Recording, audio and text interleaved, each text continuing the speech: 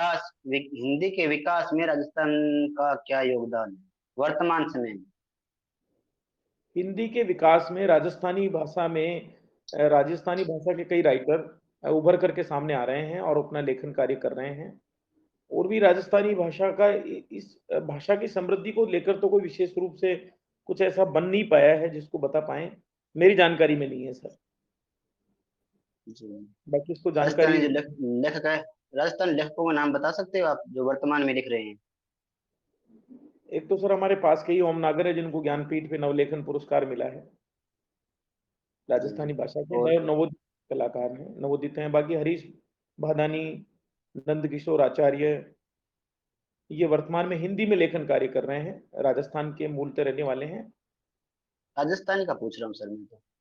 कि शुद्ध रूप से राजस्थानी भाषा की बात करें तो पुराने लेखकों के नाम याद है मुझे, नयों के नाम याद नहीं आ पा रहे हैं सर। अभी एक पुरस्कार जरूर मिला अभी कोई दिक्कत। राजस्थानी भाषा के लिए, एक कृति पर, वो भी ठीक ठीक याद नहीं आ पा रहा है। बाकी ये देखना है मुझे कोई राजस्थानी दिक्कत कोई भाषा। कोई दिक्कत नहीं है सर। तो आप राजस्थानी संस्कृति से अच्छी तरह से वाकिफ होंगे। वो तो सही नहीं आ रहा, इधर बैठ जाता हूँ।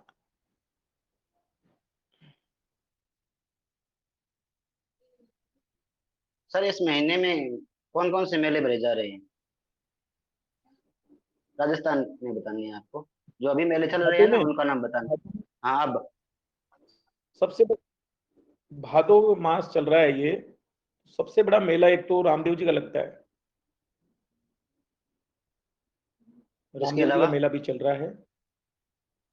इसके अतिरिक्त डोल 11 भी अभी निकलने वाली है, 12 जिले में निकलती है। और हाड़ौती ये का मेला प्रसिद्ध होता है है क्या? डोल मेला। ठीक है सर। हाँ, मेला होता है। हम्म। तेजा जी का स्थान है वहां पर, ये भरता है। तेजा जी का भी मेला आएगा अभी, परबसर नागौर में, वहां भरा जाएगा ये। हम्म।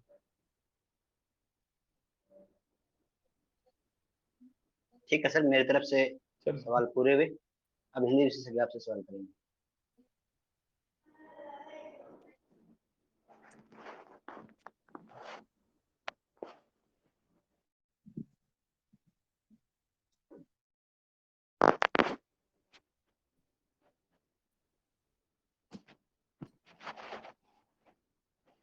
नमस्ते सर। जी, मेरी आवाज़ आ रही है आप तक? बिल्कुल आ रही है सर।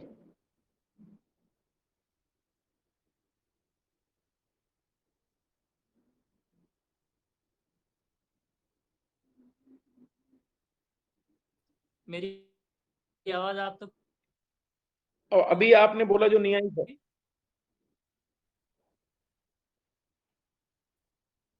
अभी आवाज नहीं आ पा रही आपकी। जी।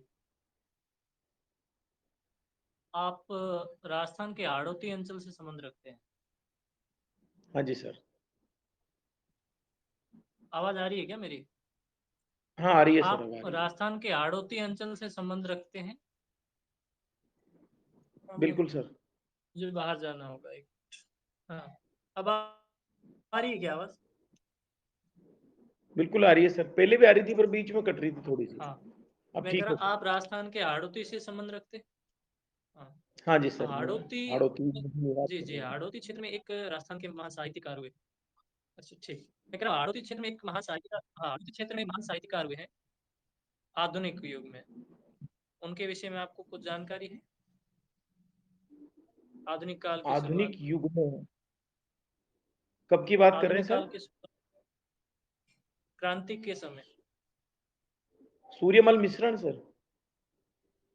जी। उनका क्या साहित्यिक योगदान? सर सूर्यमल मिश्रण ने वीर रस से ओतप्रोत बहुत अच्छे दोहे लिखे हैं, बहुत अच्छा साहित्य उन्होंने लिखा है। और कुछ मुझे याद भी है उनका। सिर काट चूड़ावत मांगी सेनानी, सिर काट दे दियो छतरानी, शायद इनका ही है ये, इस तरह का उनका था पूरा लिखा हुआ। ये तो इनकी नहीं है पंक्ति। नहीं है उनका? नहीं। उनकी रचनाओं के नाम कुछ याद है आप? वीर सतसई एक तो। सूर्यमल मिश्रण की। वंश भास्कर।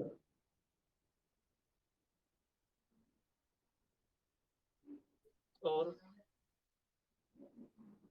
मुझे दो दो कृतियां याद आ पा रही है सर।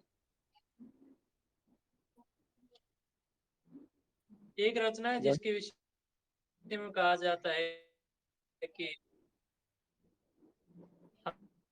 हाँ, सर आवाज नहीं आ पाई तो सर आपकी। आप मानते हैं कि सुन नहीं दौलतान से सुन नहीं पा रहा।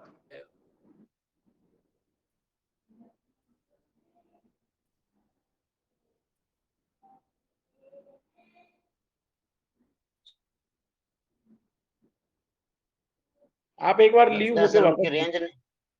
रेंज नहीं है। सूर्यमल हाँ मिश्रण का जो साहित्य है, ठीक है सर, तो सूर्यमल मिश्रण का राजस्थानी साहित्य में महत्वपूर्ण योगदान है क्या, या फिर अब आ रही है क्या सूर्यमल आवाज? मिश्रण तो सर में थोड़ी सी बाहर है योगदान मेरी के बहुत। आवाज। हाँ बारी है सर आवाज। सर मेरी स्मृति में आ रहा है कि सूर्यमल मिश्रण का अप्रतिम योगदान है। ऐसा नहीं है कि सूर्यमल मिश्रण कोई छोटे कवि हैं, बहुत बड़े कवि हैं सूर्यमल मिश्रण। और राजस्थान के साहित्य में शब्द भंडार वृद्धि में, और या कहें कि वीर रस के ओतप्रोत साहित्य लिखने में उनका एक अप्रतिम स्थान है। और उनकी अच्छी, उन्होंने बहुत अच्छी रचनाएं भी लिखी हैं। और दरबारी कवि रहे वहां पर वो दिल्ली दरबार में। और किसके दरबार में थे? काफी कुछ। लेकिन मुझे ठीक ठीक उनका योगदान में इसलिए नहीं बता पा रहा क्योंकि मैंने उनके संदर्भ में इतना अध्ययन नहीं कर पाया हूँ सर सूर्यमल मिश्रण के बारे में। बस मोटी मोटी उनकी कृतियों के नाम सुने और उनकी प्रभाव के बारे में सुना था बस, कि भाई इस तरह का इन्होंने लिखा। आज आप किस विषय में पढ़ के आए हैं? हिंदी सर साहित्य में वैसे क्या तो पढ़ा आपने?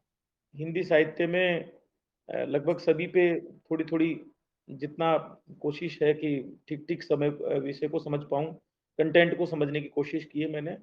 बाकी जैसे भक्ति काल में सूरदास मेरे 5वें प्रश्न पत्र के रूप में रहा, तो उस पर भी मेरी तैयारी संतोषजनक है सर। ठीक है। ठीक। भक्ति काल की उत्पत्ति के विषय में जो मत है, आपको क्या लगता है कि भक्ति काल के उदय का वास्तविक कारण क्या रहा होगा?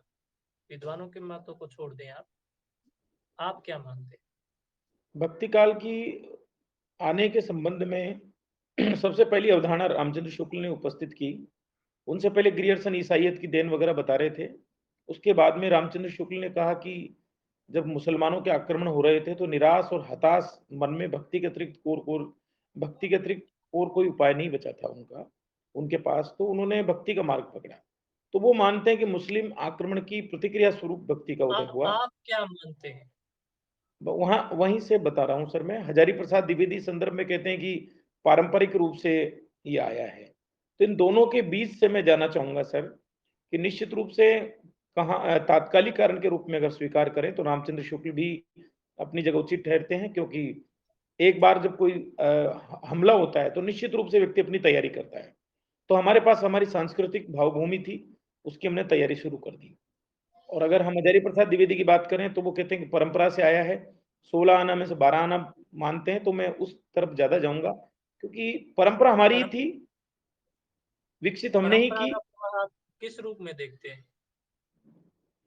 परंपरा का अर्थ सर हमारी जो सांस्कृतिक चेतना जो शुरू से चली आ रही है, उपनिषदों से, वेदों से, पुराणों से, सनातन समय से जिसको हम मानते आ रहे हैं, जिस कहाँ रूप में कि भक्ति के आपको कहाँ कहाँ दिखाई देते हैं लक्षण?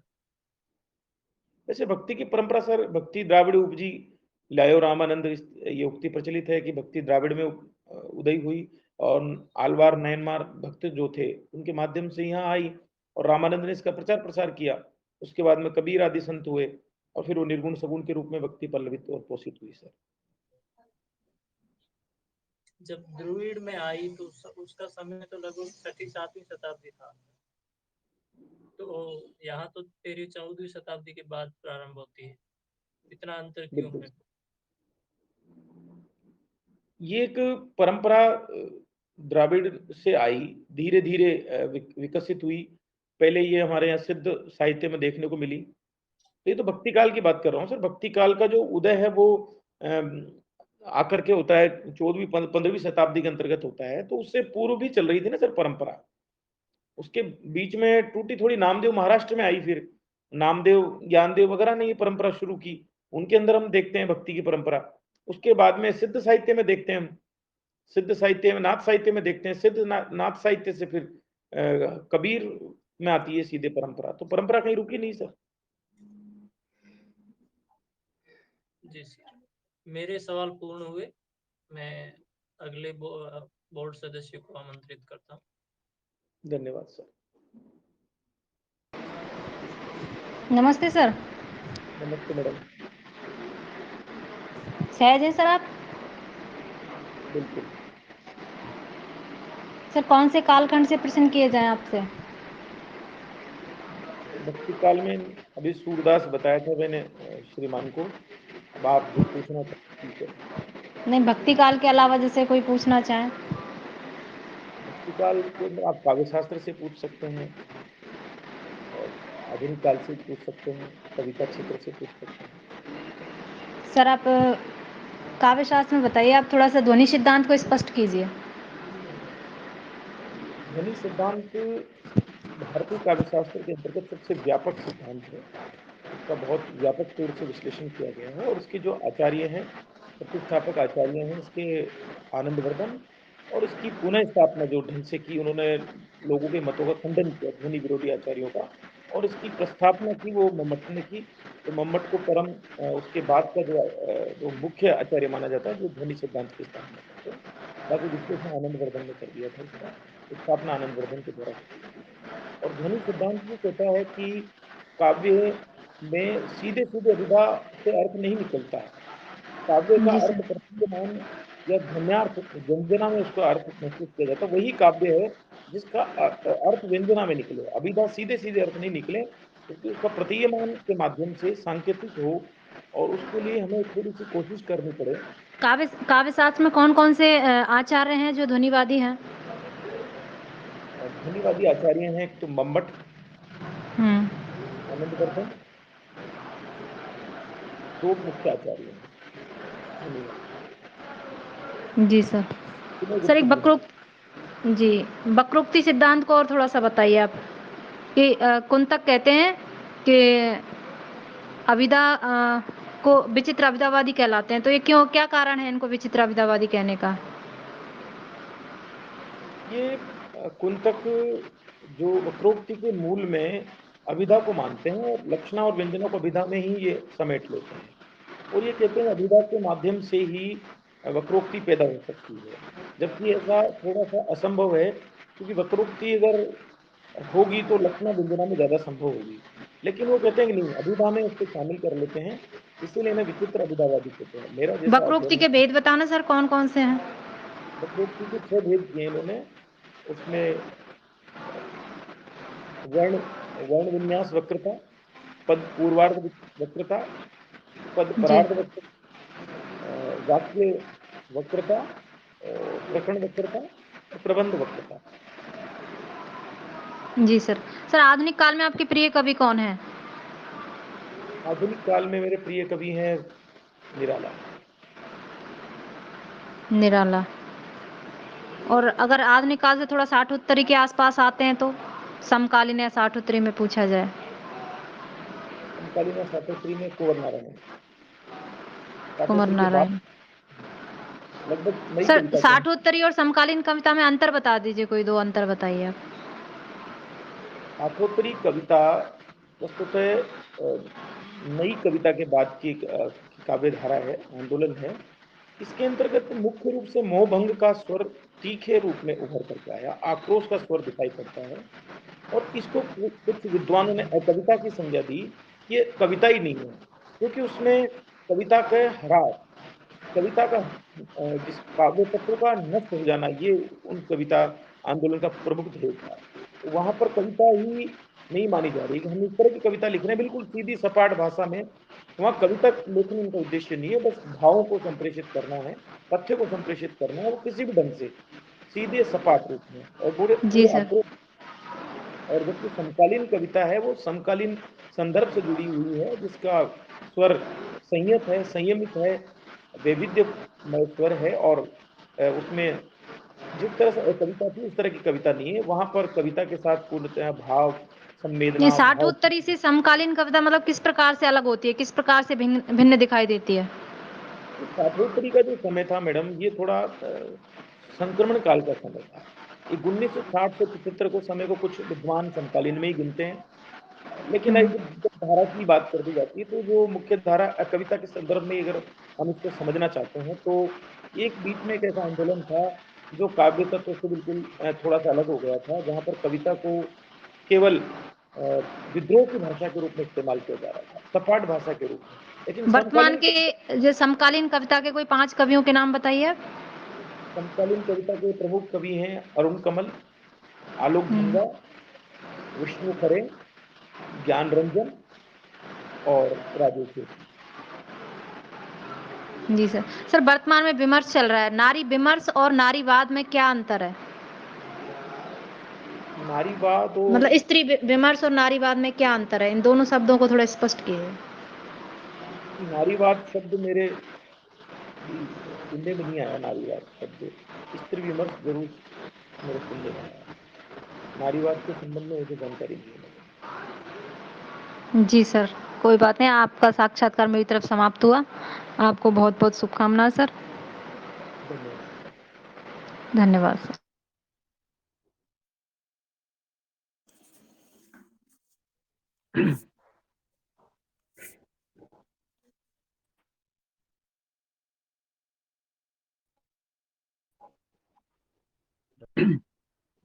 गोपाल जी, हाँ आवाज आ जी रही है सर, मुझे? नमस्कार। हाँ नमस्कार बिल्कुल आ सर। रही सर। विष्णु मेरी जी, पहुंच आप रही है? लीव हो जाइए। विष्णु जी, मेरा हो गया? हाँ हो गया सर, आपका जा सकते हो आप। सर नमस्कार। नमस्कार जी। मेरी आवाज आ अपने रही क्या विषय में, सर? हाँ बिल्कुल आ रही है सर। जी अपने विषय में संक्षेप में बताइए सर। जी सर, मेरा नाम गोपाल लाल है और मैं भक्ति, शक्ति और त्याग की नगरी चित्तौड़गढ़ में निवास करता हूँ। और मेरी प्रारंभिक शिक्षा मेरे गांव भीमगढ़ में हुई और उसके बाद में स्नातक की जो शिक्षा है वो चित्तौड़ में महाराणा प्रताप पीजी कॉलेज से हुई थी। और एमए की शिक्षा मेरी सुखड़िया विश्वविद्यालय उदयपुर से प्राइवेट छात्र के रूप में हुई। और वर्तमान में मैं व्याख्याता हिंदी के पद पर राजकीय उच्च माध्यमिक विद्यालय बोर्दा में कार्यरत हूँ। जी सर। जी जी सर, महाराणा प्रताप जी का योगदान बताइए। जी सर, मेवाड़ का जो इतिहास है वो 1000 वर्ष का विदेशी सत्ता से संघर्ष का इतिहास है। उसमें महाराणा प्रताप का नाम जो है वो स्वतंत्रता के लिए और स्वाभिमान की रक्षा के लिए सर्वाधिक याद किया जाता है। और उसका कारण था कि बाकी जो महाराणा वगैरह थे वो महलों में रह करके युद्ध लड़ रहे थे और कोई इतनी बड़ी शक्ति से वो नहीं टकरा रहे थे, जबकि महाराणा प्रताप जो है अकबर जैसे एक महान शक्ति से वो टकरा रहे थे। और आजादी के लिए उन्होंने महल इत्यादि वगैरह ये सब छोड़ करके घास की रोटियां खाना, चट्टानों पर सोना, इस प्रकार के कष्ट सहन किए और जनता के बीच में रह करके उन्होंने संघर्ष किया। इसलिए उनको स्वतंत्रता के लिए याद किया जाता है, स्वाभिमान के लिए याद किया जाता है। जी जी, आपने अभी घास की रोटी खाने की बात की, एक कविता भी लिखी गई है राजस्थानी में जिसमें इस घास की रोटी का जिक्र आता है। जी सर। हाँ तो मैं उस पर। कन्हैयालाल सेठिया ने ये कविता लिखी है और इसका शीर्षक पीथड़ और पाथड़ है, जिसमें कुछ 2-4 पंक्तियां मैं सुना सकता हूँ। जी जी। अरे घासरी रोटी ही जद वन बिलावड़ो ले भाग्यो, नानो सो अमरो चीख पड़ो, राणारो सोयो दुख जाग्यो। हूँ लड़्यो घणो हूँ सयो घणो, मेवाड़ी मान बचावण ने, मैं पाछ नहीं राखी रण में, बेरारो खून बहावण ने। जद याद करूं हल्दी जी जी। घाटी। जी हाँ बहुत अच्छा गाया आपने। सर अभी आप शिक्षा विभाग में कार्यरत है। जी सर। नई शिक्षा नीति आई है, पढ़ा है आपने? हाँ जी सर, मैंने संक्षिप्त नोट्स रूप में जो कुछ यूट्यूब वगैरह पे आई उसको पढ़ा है, विस्तृत रूप से नहीं पढ़ा सर। चलो, इसका जो मसौदा आया है जी सर। नई शिक्षा नीति का, उसका अध्ययन करने के लिए राजस्थान में एक कमेटी बनी थी। पता है किसकी अध्यक्षता में बनी है वो? जी सर, मुझे माफ करें, ध्यान नहीं आ रहा है। जी जी, कोई बात नहीं। नई शिक्षा नीति के बारे में आप क्या जानते हैं? जितना कुछ पढ़ा है आपने वो बताइए, उनमें से जी मुख्य सर, मुख्य बातें जो नई आपको अच्छी बातें हाँ, लगी। जी सर, नई शिक्षा नीति में एक तो जो प्रारंभिक का स्तर है वो 5 वर्ष, फिर 3 वर्ष, फिर 3 वर्ष, उसके बाद में 4 वर्ष, इस प्रकार से ये विभाजन किया है।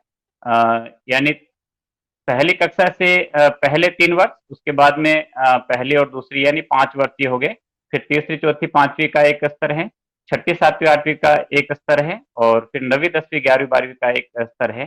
तो इस प्रकार से स्तर बनाए गए हैं, और छठी से छठी, 7वीं, 8वीं में वोकेशनल शिक्षा का प्रावधान रखा गया, हुनर आधारित या कौशल विकास से संबंधित पाठ्यक्रम भी इसमें चलेगा।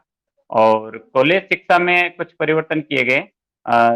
पहले ऐसा होता था कि जैसे फर्स्ट ईयर कर लेने के बाद में यदि कोई विद्यार्थी किसी कारण से आर्थिक या और कोई मजबूरी के कारण से छोड़ देता था और वापस पढ़ना चाहता था, तो उससे फिर पढ़ना होता था फर्स्ट ईयर को। लेकिन अब ऐसा नहीं है। जब फर्स्ट ईयर कर लेगा उसके बाद अगर वो कोई और काम करने लग जाएगा तो उसको सर्टिफिकेट मिलेगा, और सेकंड ईयर में फिर डिप्लोमा मिलेगा, और थर्ड ईयर में डिग्री मिल जाएगी। इस प्रकार के कुछ परिवर्तन कॉलेज शिक्षा में किए हैं। और ये जो फैकल्टी जो सिस्टम था इसको समाप्त कर दिया। कोई भी गणित के साथ में हिंदी पढ़ सकता है, इतिहास पढ़ सकता है, केमिस्ट्री पढ़ सकता है, कोई भी विषय इस प्रकार से लेकर के पढ़ सकता है। और विदेशी जो संस्थान है, विश्व की जो 100 विदेशी टॉप संस्थान है उनको भी भारत में अपनी ब्रांचेज खोलने की अनुमति दी गई है। इस प्रकार के कुछ प्रावधान, और मातृभाषा में प्रारंभिक शिक्षा, मातृभाषा में शिक्षा देने का प्रावधान इसमें किया गया है। सर ये ये कुछ प्रारंभिक है या प्राथमिक है, मातृभाषा वाली जो बात कर रहे हो आप? प्राथमिक 5वीं तक की कक्षाएं। जी अच्छा, 8वीं तक भी है सर? वैसे भी सही है जी। सर। हाँ, अपने अभी महाराणा प्रताप के बारे में बात चल रही थी। महाराणा प्रताप के ऊपर जितनी भी पुस्तकें लिखी गई है उनमें से कुछ का नाम बता सकते हो आप? पुस्तकें जी या सर, कविताएं वगैरह जो भी हो, वो जी कविता थी पाथल और पिथल को छोड़ के। जी सर, एक अपने छायावाद के जो बड़े कवि हैं जयशंकर प्रसाद, उन्होंने पेशवाला की प्रतिध्वनि लिखी है। और एक श्याम नारायण पांडे जी ने हल्दी घाटी लिखी है, जो एक महाकाव्य है। ये 2 मुझे अभी ध्यान में आ रही, और भी पुस्तकें लिखी गई लेकिन अभी मुझे 2 ही ध्यान में आ रही। जी जी। राजस्थानी जो भाषा है उसमें जी। राजस्थान के लेखक नए नए काम कर रहे हैं। उनका किसी का जो वर्तमान में राजस्थान में लिख रहा हो, 2-4 लेखकों का नाम बता सकते हैं? अ, वर्तमान में राजस्थानी में लिखने वाले तो वर्तमान में मुझे क्षमा करें सर, ध्यान में नहीं आ रहा है। बाकी तो कन्हैयालाल सेठिया वगैरह, ये पहले विजय दामदे था, ये पुराने नाम तो मुझे ध्यान में आ रहे हैं। जी जी। कोई साहित्यिक तरीका वगैरह पढ़ते हैं? जी सर, मैं हंस पत्रिका मंगवाता हूँ, ये पढ़ता हूँ। और एक मेरे यहीं से निकलती है चित्तौड़ से, मीरायन, वो भी मैं कभी-कभी मंगवाता हूँ, पढ़ता हूँ। एक चित्तौड़ के ही हैं सर, पल्लव जी, वो पत्रिका निकालते हैं।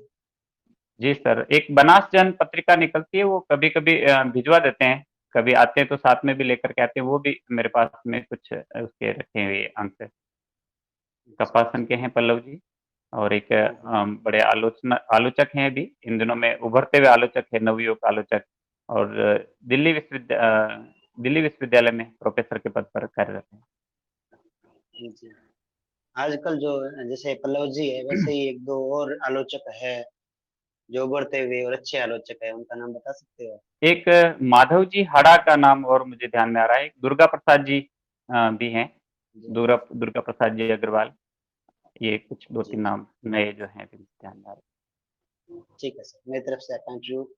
पूरा हुआ। बहुत अच्छा रहा यहाँ जी तक का आपका सफर। जी सर, धन्यवाद।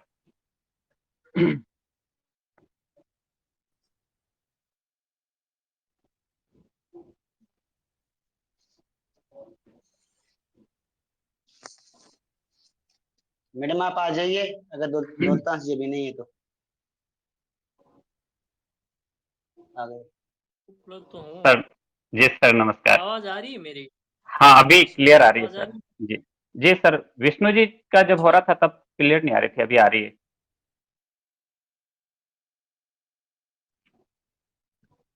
जी, आप हिंदी के किस विषय या किस कालखंड पर आज अध्ययन करके आए? जी सर, मैं छायावाद को थोड़ा बहुत पढ़ करके आया हूँ सर।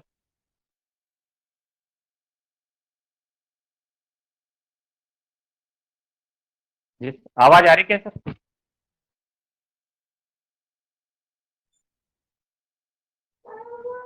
छायावाद क्या है? जी सर। इस शब्द की जी जी, इस सब छायावाद शब्द की व्याख्या कीजिए, क्या है ये? जी, छायावाद से अर्थ है कविता के जो मूल अर्थ है वह अर्थ नहीं होकर के उसका अन्यार्थ निकलता है, लाक्षणिक अर्थ निकलता है, यानी उसकी छाया कहीं और जाके पड़ती है, वो छायावाद है। जैसे पेड़ होता है और पेड़ की छाया कहीं और जाकर के पड़ती है, उसी प्रकार से जो कविता लिखी जाती है उसका अर्थ कोई अलग ही निकलता है। जैसे छाया थोड़ी अस्पष्ट होती है, वैसे उसका अर्थ भी अस्पष्ट होता है, लाक्षणिक होता है।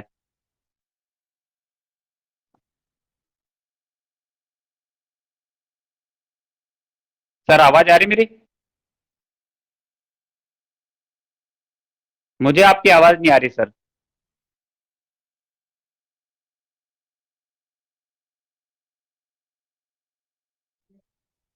छायावाद की कविताओं में ये किस प्रकार हैं जो आप परिभाषा बता रहे हैं, इसको जी, मेरी आवाज आ रही है आपको?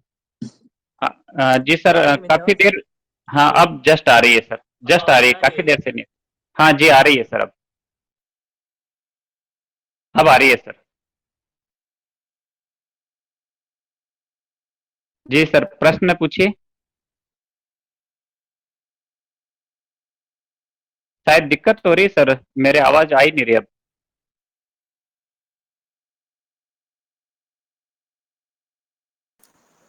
दौलतान जी के नेटवर्क का मैं एक बार, ममता मैडम आप जुड़े, फिर अशोक जी सहज होता अशोक जी। नमस्ते सर। हाँ जी, नमस्कार मैडम। सर ले लें या फिर मैं लूँ या सर दौलतान सर ले? ओके, अगर आवाज आ रही जी, है दौलतान जी की आवाज मुझे बहुत देर बाद आ रही है और कट कट करके आ रही है, समझ में नहीं आ रहा है। ठीक है, फिर आप कर दीजिए। आप ले लीजिए ममता जी। चलो ठीक ठीक है सर। जी जी। नमस्ते सर। जी नमस्कार। सर छायावाद से क्वेश्चन किए जाएं आपसे फिर। हाँ जी सर। जी मैडम। सर दो शब्द आते हैं, छायावाद और रहस्यवाद, दोनों में अंतर बताइए सर। जी मैडम, रहस्यवाद जो है ये अद्वैत से संबंधित है और इसमें आत्मा और परमात्मा के विषय में जो अज्ञात है उसके बारे में जिज्ञासा प्रकट की जाती है, वो रहस्यवाद है।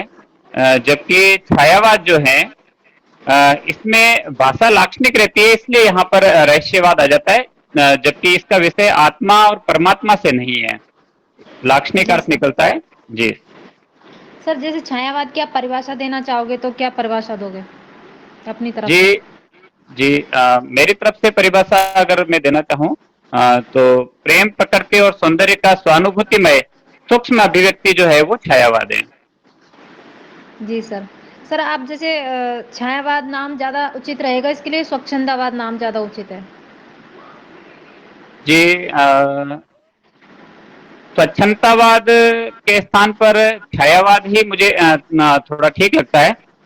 स्वच्छंदतावाद जो है वो एक पाश्चात्य धारा रही है, उसमें और छायावाद में थोड़ा अंतर है, उसका प्रभाव जरूर है स्वच्छंदतावाद का, लेकिन सर उसकी ये तुलना में मुझे अंतर जो आप छायावाद ठीक बता रहे लगता है। हो इसमें कोई दो अंतर बताइए, पाश्चात्य स्वच्छंदवाद में और छायावाद में। जी मैडम, पाश्चात्य स्वच्छंदतावाद जो है, एक तो ये 18वीं सदी में चला था और जी। कालगत अंतर है, और ये जो है अपना हिंदी साहित्य का जो छायावाद है, ये 1918 से 36 तक चला था। तो एक तो कालगत अंतर है, और दूसरा जो स्वच्छंदतावाद जो है वह पाश्चात्य देशों में यानी यूरोपियन देशों में साम्राज्यवादी शक्तियों और उसके समर्थित जो रूढ़ियां थी उसके खिलाफ आया था। जबकि ये छायावाद जो है ये साम्राज्यवाद, सामंतवाद, काव्य रूढ़ियां इत्यादि सबके खिलाफ चला था। तो कई सर धाराओं अगर में चला है। इनमें दोनों में समानता बताई जाए तो दोनों में समानता क्या होगी? दोनों में समानता की अगर बात करेंगे तो जैसे मैंने कहा कि वहां पर ये सामंतवाद के खिलाफ आया, तो सामंतवाद का विरोध यहाँ पर भी था, और काव्य रूढ़ियों के खिलाफ जो था, तो यहाँ पर भी काव्य रूढ़ियों से स्वच्छंदता की बात, मुक्ति की बात यहाँ पर की गई। जैसे छंद की मुक्ति की बात है, नारी मुक्ति की बात है, राष्ट्र की मुक्ति की बात है। सर छायावाद के प्रिय कवि कौन से हैं आपके? छायावाद के प्रिय कवि जो मेरे हैं वो निराला हैं। जी सर, निराला। निराला की काव्यगत विशेषता बताना। जी, निराला मुक्त छंद के प्रवर्तक हैं एक तो, और दूसरा इनकी भाषा जो रही है तत्सम संस्कृत निष्ठ तत्सम प्रधान रही है, और इन्होंने महाकाव्य नहीं लिख करके मुक्तक रचनाएं अधिक लिखी है, और ओज और औदात्य के कवि और विरुद्धों के सामंजस्यकर्ता ये कवि कहलाते हैं। सर इन्होंने एक बात कही है कि मैं इन्हीं से बलिवर्दों की पूंछ मरोड़ देता हूँ, तो किसके बारे में ये संकेत करते हैं? एक कथन बलि आता है। जी मैडम, मैं एकदम इसमें स्पष्ट तो नहीं हूँ, लेकिन जी। मुझे लगता है कि ये जो उस समय के जो आलोचक थे, नाम तो इन्होंने नहीं लिया, लेकिन रामचंद्र शुक्ल वगैरह शायद इनके लिए इन्होंने कहा है, जो छायावाद का विरोध करते थे, उनके लिए लिखा है। जी, जी सर। सर आप इसकी निराला की समानता शायद उससे मतलब नागार्जुन से जोड़ी जाती है, तो किस संदर्भ में जोड़ी जाती है? दोनों में क्या जी, समान विशेषताएं पाई जाती हैं? प्रगतिशील चेतना के संदर्भ में निराला जी की नागार्जुन से समानता जोड़ी जाती है। इन्होंने, निराला जी ने जैसे वह तोड़ती पत्थर, भिक्षुक इत्यादि कुछ जो कविताएं लिखी है, कुकुरमुत्ता, तो ये प्रगतिशील चेतना की कविताएं थी, और नागार्जुन भी प्रगतिशील चेतना के श्लाघा पुरुष माने जाते हैं। सर प्रगतिशील है प्रगतिवादी? प्रगतिवादी ज्यादा ठीक है। तो क्या अंतर है प्रगतिवादी दोनों शब्दों में, प्रगतिशील और प्रगतिवाद में? जी, प्रगतिशील शब्द जो है वो जब भी कोई कवि नया करता है या इहलौकिक दृष्टिकोण, वैज्ञानिक दृष्टिकोण और तर्क के साथ बात करता है, तो वो प्रगतिशील होता है। वो हर युग का कवि उसमें प्रगतिशील हो सकता है, लेकिन प्रगतिवादी जो कवि है वो मार्क्सवाद की अवधारणा को लेकर के रचनाएं करता है, वो प्रगतिवादी है। सर एक जैसे अंत तक एक कवि रहे हैं छायावाद के, कौन से हैं जो छायावादी अवधारणा को लेकर के ही लिखते रहे? जी, मेरे ख्याल से जयशंकर प्रसाद जो थे वो छायावाद में ही रहे। नहीं, जयशंकर प्रसाद के अलावा, जयशंकर प्रसाद तो 37 में निधन हो गया था। महादेवी वर्मा भी छायावादी ही रही है। ये सर बाकी निराला कवियत्री है, और मैंने कभी पूछा आपसे, ये कवियत्री रही थी सर। जी जी मैडम, तो मैं फिर मैं नहीं बता पाऊंगा चलो मैडम। कोई बात नहीं सर। सर मेरी तरफ से आपका साक्षात्कार समाप्त हुआ। जी धन्यवाद। जी सर, बहुत बहुत शुभकामनाएं सर आपको। जी धन्यवाद। हाँ, अशोक जी आप सहज हो तो आप जुड़ जाओ, सुमेरदान जी की आवाज सही नहीं आ रही। जी सर, नमस्ते। जी सर, नमस्कार सर, नमस्कार। कैसा महसूस कर रहे हो? अच्छा लग रहा है। थोड़ा सा वो नेटवर्क की दिक्कत थी, कोई साई साई की आवाज आ रही थी। मैडम जब प्रश्न पूछ रहे थे थोड़ा डिस्टर्ब महसूस कर रहा था। अच्छा, अब ठीक है? हाँ, अभी एकदम क्लियर आ रही है। अच्छा, ठीक सर। काव्य शास्त्र में से पूछे क्या? जी हाँ सर, तो संरचनावाद और उत्तर संरचनावाद में दो समानता है, दो विषमता बताइए सर। जी, संरचनावाद और उत्तर संरचनावाद, अगर इनकी समानता की बात करें तो दोनों का ही आधार भाषा विज्ञान है और दोनों ही कृति को महत्व देते हैं, कृतिकार को महत्व नहीं देते हैं। और असमानता की अगर बात की जाए तो संरचनावाद जो है ये कृति को समग्र रूप से देखता है, समग्र रूप से उसकी समीक्षा करता है। जबकि उत्तर संरचनावाद जो है ये उसको खंड-खंड करके देखता है, जो भाग दबा रह गया उसको उभार करके लाने का प्रयास करता है। अच्छा अच्छा। तो संरचनावादी कोई दो आलोचक के नाम से। संरचनावादी आलोचक संसूर का नाम मुझे ध्यान में आ रहा है। अच्छा जी, एक ही ध्यान में आ रहा है। अच्छा, ठीक है सर। तो इलियट का वस्तुनिष्ठ समीकरण सिद्धांत क्या है? जी सर। इलियट ने वस्तुनिष्ठ सिद्धांत दिया था और उनका ये कहना था कि कवि जो कल्पना करता है उसके जो भाव होते हैं वो अमूर्त होते हैं और पाठक और कवि के बीच में उन अमूर्त भावों को पहुंचाने का कोई माध्यम होता नहीं है, कोई ऐसा धरातल होता नहीं है। तो फिर वो वस्तु, स्थिति, घटना श्रृंखला, बिंब, प्रतीक आदि का सहारा लेकर के और अपनी बात को, अपनी अनुभूतियों को पाठक तक पहुंचाने का प्रयास करता है। और ये वस्तु, स्थिति, घटना श्रृंखला, बिंब, प्रतीक जो होते हैं इस भावभूमि पर ये दोनों ही एक जैसा अनुभव करते हैं। ये वस्तुनिष्ठ समीकरण है। अच्छा अच्छा, ठीक है। इलियट ने एक जगह कहा कि व्यक्तित्व का पलायन है कविता, तो जी। ये कैसे है, समझाइए। व्यक्तित्व का पलायन से अर्थ है वो निर्वैयक्तिकता का जो सिद्धांत दिया था उन्होंने, उसमें उन्होंने ये बात कही कि कविता जो है व्यक्तित्व से पलायन है। यानी कवि जो है वह समाज की अनुभूतियों को अपनी कल्पना और अपनी संवेदना से आयत करता है और अपनी अनुभूतियां बनाता है। उसके बाद में उसको इस प्रकार से अभिव्यक्त करता है कि फिर उसका व्यक्तित्व उसमें कहीं नजर नहीं आता। होता तो है कम मात्रा में, लेकिन दिखाई नहीं देता है। तो इस प्रकार से वो अभिव्यक्त करता है और अपने व्यक्तित्व को उसमें से निकाल कर रख देता है, विषय वस्तु पे ही विशेष ध्यान देता है। अच्छा अच्छा अच्छा। तो सर रिचर्ड्स का मूल्य सिद्धांत क्या है? जी, रिचर्ड्स का मूल्य सिद्धांत जो है उन्होंने उसमें ये कहा कि जिससे व्यक्ति की इच्छा पूर्ति होती है वही उसके लिए मूल्य है। उसमें नैतिकता और अनैतिकता का ऐसा कोई विषय नहीं होता। किसी की संतुष्टि मदिरालय से हो सकती है तो किसी की मंदिर से हो सकती है। तो जो संतुष्टि जिसको व्यक्ति को होती है वही उसके लिए मूल्य है। और ये मूल्य सिद्धांत जो है व्यक्ति परक है, साधारण इसका साधारणीकरण नहीं है। हर व्यक्ति का अपना मूल्य होता है। अच्छा, बिल्कुल। आगे सर ये बताइए कि अक्षर और वर्ण में क्या अंतर है? अक्षर और वर्ण, वर्ण भाषा की सबसे छोटी लिखित इकाई होती है और अक्षर जो होता है वह मौखिक इसको कह सकते हैं, यानी एक स्पोर्ट में जो बोला जाता है वह अक्षर होता है। जैसे हम इसका उदाहरण देखें तो जो स्वर सहित क होता है वो तो वर्ण, या स्वर सहित जो क होता है वो अक्षर होता है, जबकि स्वर रहित जो क होता है वो वर्ण होता है। अच्छा, निश्चित हो आप? हाँ जी। अच्छा अच्छा, चलिए ठीक है सर। ठीक है सर, मेरी तरफ से प्रश्न पूरे होते हैं। आपका जी सर, धन्यवाद। साक्षात्कार अच्छा रहा।